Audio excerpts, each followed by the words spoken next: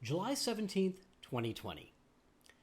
Over the last several weeks, the virus has reared its ugly head. Yes, I know viruses don't have heads.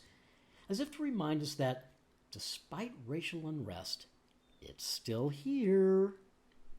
The infection rate is on the rise in most states. All the while, the next battleground in a losing war has emerged over whether kids should attend school in person beginning next month.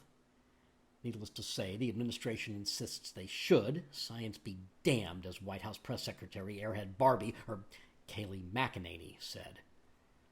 Alas, Trump fiddles while Rome, Georgia burns. So an incumbent president is about to lose, and lose spectacularly, to Joe Biden.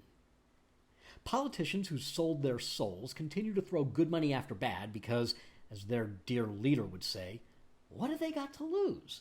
I mean, other than the Oval Office and the United States Senate.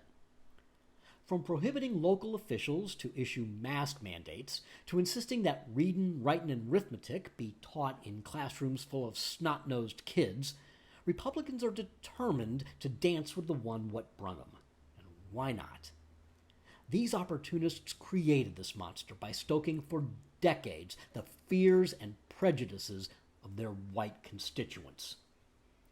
Those who live by the word die by the word. Then there's the Lincoln Project, comprised largely of on-the-outs Republicans and supported by establishment pundits such as George Will and David Brooks, which has cast its lot with Biden because the devil you know is, the devil. One of the founding members of the Lincoln Project is George Conway, whose wife Kellyanne was Trump's 2016 campaign manager and, of course, has continued to spew lies on behalf of the Mad King. What I would give to be invited to dinner, Shay Conway. I'll bring the crow. Even smarmy Bill Kristol founded an organization dedicated to ousting the president from office. For those who may have forgotten, Kristol is the oily former editor of the Weekly Standard who foisted Sarah Palin on an unsuspecting John McCain as his running mate. For that malfeasance alone, he should be banished from ever being taken seriously. And if you listen to his nonsense for just 5 minutes, you'll want to take a shower to wash off the stink he leaves behind.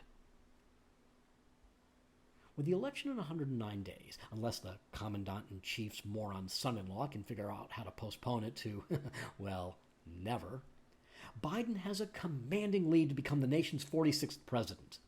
What could go wrong? Here's what. Crazy Uncle Joe could go on the campaign trail, agree to interviews with even friendly media, and isn't everyone in the fake media friendly?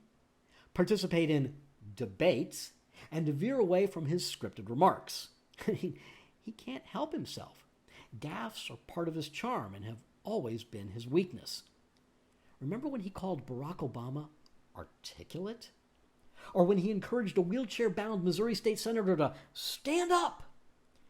How about when, just a couple of months ago, he told a black podcast host that anyone who can't figure out if they're for him or his opponent ain't black?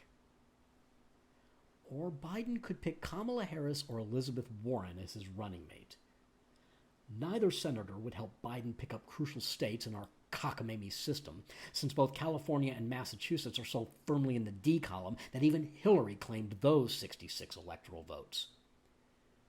And Harris carries more baggage than policy ideas, while a Biden-Warren ticket would be a collective 148 years old. I made my suggestion for Veep back on New Year's Day, and now that Texas may actually be up for grabs, Will Hurd just might put Biden over the top, while actually helping to bring the country back together.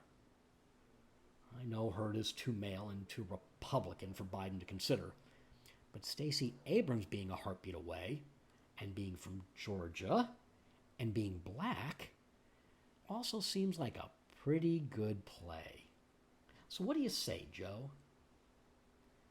Donald Trump is many things. A failed businessman, the patriarch of a family of inbred imbeciles, a serial philanderer, a bigot, And faced with the biggest health crisis in 100 years and the greatest challenge to domestic tranquility of his presidency, Trump's utter ignorance, incompetence, and insensitivity have proven that his failure to lead or even exhibit the slightest hint of morality render him fit only for criminal incarceration and certainly not for office.